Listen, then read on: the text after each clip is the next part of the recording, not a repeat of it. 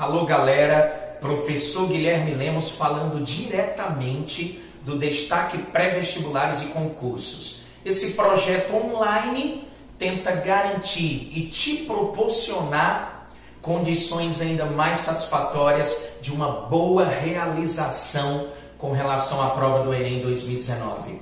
Hoje eu vou trabalhar uma dica com vocês muito especial. O eixo temático é segurança pública e nós vamos nos apropriar do tema Atlas da Violência 2019. Primeiro, eu vou fazer um panorama geral da violência no Brasil contigo.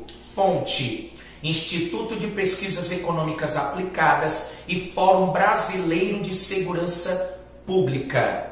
A publicação desse Atlas, turma, ocorreu no dia 5 de junho de 2019. O lançamento dos dados é anual e o ano de referência aqui, 2017. Imaginem que no Atlas da Violência do IPEA 2019, o número de homicídios 65.602. Você já pode anotar que foi a maior marca da história. E ela nos oferece dois fenômenos pelos quais a violência atravessa. O primeiro, o aumento, a escalada da violência. O segundo, a interiorização, já que, de acordo com o Atlas, o crime vem migrando, não abandonando as áreas em que já ocorre, mas, obviamente, ocorrendo uma migração das atividades criminosas para cidades de médio e pequeno porte, ok?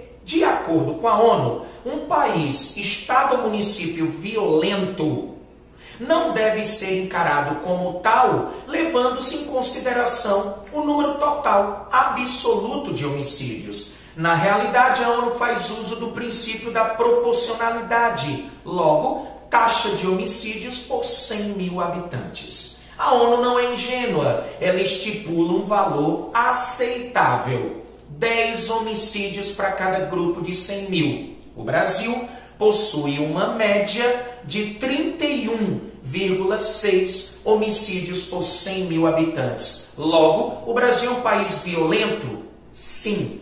Justifique, porque o Brasil possui uma média 3 vezes maior do que aquela que a ONU considera como aceitável. Vamos traçar um perfil da vítima?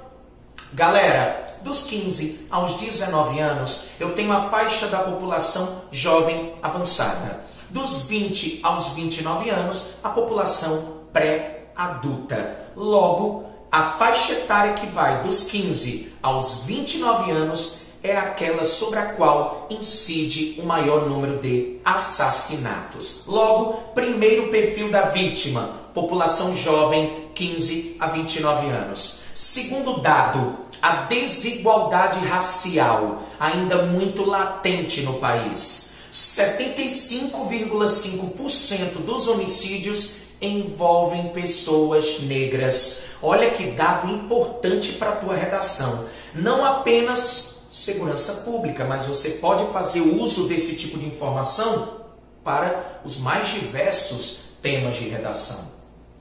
Galera, 92% dos homicídios envolvem homens. E até a escolaridade, o tempo médio de estudo é levado em consideração, 7 anos, ou seja, uma pessoa que ainda não completou o ensino fundamental. Perfil: jovem, homem, negro, baixa escolaridade, ensino fundamental incompleto. A violência contra a mulher aumentou, Gui? Aumentou. A violência contra a mulher aumentou. Se vocês pegarem como critério o número total, o número absoluto, vocês vão observar que São Paulo é a cidade que concentra o maior número de feminicídios. O assassinato de mulher pela condição de sexo feminino, homicídio do tipo qualificado. Entretanto, como o critério é proporcional, o estado mais violento para a mulher, segundo o Atlas, é o estado de Roraima. Tranquilo? Vamos continuar? Bom, quais são as regiões, os estados e cidades mais violentas do Brasil? Com relação aos estados, por que eu vou começar pelos estados? porque você aí vai identificar quais são as regiões mais violentas desse país.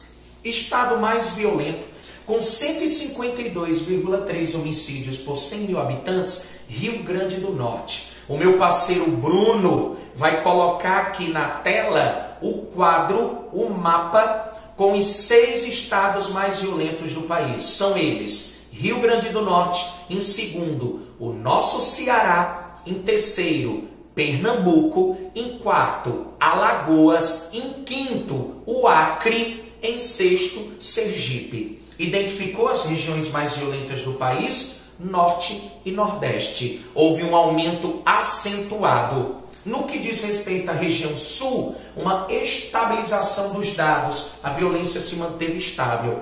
E nas regiões Sudeste e Centro-Oeste, ocorreu uma residual diminuição.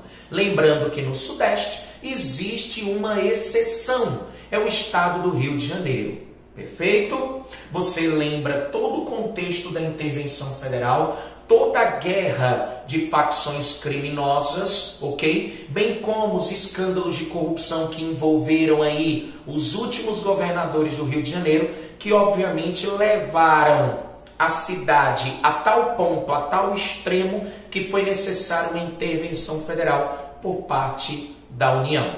Bom, Guilherme, por que as regiões Norte e Nordeste são as mais violentas? Eu vou te traçar 4 argumentos, tá bom? Te traçar aqui no bom sentido, tá certo? Olha só, primeiro argumento, a própria atuação do Estado. Estado aí com E maiúsculo. Como? Através da realização de grandes obras públicas. Guilherme, você está me dizendo que a atuação do Estado na construção de obras públicas pode acarretar no aumento de homicídios? Sim. Entretanto, acompanhe o meu raciocínio. Vamos pegar, por exemplo, a segunda cidade mais violenta do país, Altamira, no Pará. Altamira, no Pará, turma, você tem a construção da terceira maior usina hidrelétrica do mundo, a maior 100% brasileira. Eu estou falando da usina hidrelétrica de Belo Monte, lá na volta grande do rio Xingu, bacia hidrográfica amazônica, onde estão construindo esse complexo hidroelétrico.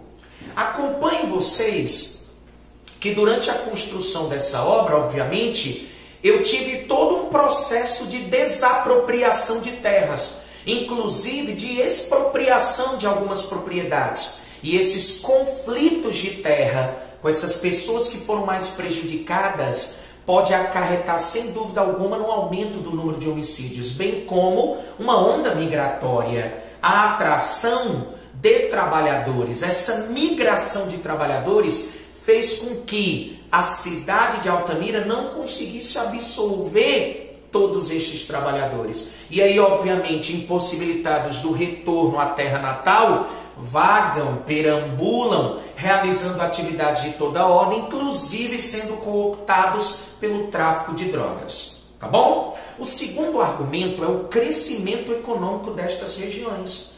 Lembre-se vocês que de 2000 a 2014, já que a partir de 2014 a gente vai mergulhar aí num processo de recessão econômica, mas de 2000 a 2014 essas duas regiões cresceram muito, polo de atração de investimentos. E, obviamente, a migração de retorno, para cada um nordestino que segue para o sudeste, 2 estão retornando. É o fenômeno das migrações de retorno. Lembre-se, maior volume de capital gerado, logo, migração de criminosos também. Terceiro argumento, turma. A proporção de jovens nessas regiões é elevado. E você acabou de observar que a gente fez o perfil da vítima. Então, como o primeiro tópico é de que a população é jovem, obviamente, pelo fato do número em proporção de jovens nessas regiões ser elevado, obviamente eu vou ter mais homicídios. E o quarto argumento, turma, é a guerra entre as facções criminosas. Acompanhe que no Atlas, os municípios menos violentos do país estão em São Paulo. Obviamente eu dou os parabéns aos órgãos de repressão do Estado, ok? Converge com a ideia, com a máxima de que as autoridades vêm tentando realizar um bom trabalho.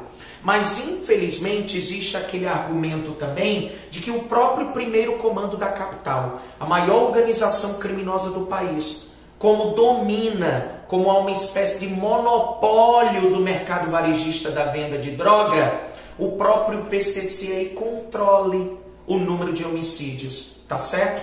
Lembrando, essa guerra entre facções criminosas, especialmente primeiro comando da capital, facção paulista, e comando vermelho, que é a facção criminosa mais antiga do país, se iniciou lá no dia 15 de julho de 2016, quando ocorreu, para toda a guerra, o que eu chamo de estopim, o assassinato do líder do Comando Vermelho em Ponta Porã, no Mato Grosso do Sul, Jorge Rafat, pelo PCC, que faz com que, a partir de 2017, ecloda rebeliões em vários complexos penitenciários do país, onde vocês acompanham aquelas cenas de pura barbárie, de pura atrocidade, não apenas com incêndios criminosos, mortes por asfixias, mas também as decapitações. Então acompanhe. Eu vou deixar uma dica para ti. Quer aprender um pouco mais sobre esse tema? Quer ler as 116 páginas do Atlas? Baixe e faça a leitura. E outra dica, guerrasdobrasil.doc no Netflix, 5º episódio, Universidade do Crime. Dá uma olhadinha. E o mais importante em relação a esses dois pedidos, venha fazer destaque, tá bom? Para que a gente possa aprofundar nessas temáticas e com certeza fazer a diferença na sua vida. Cheiro grande, até a próxima.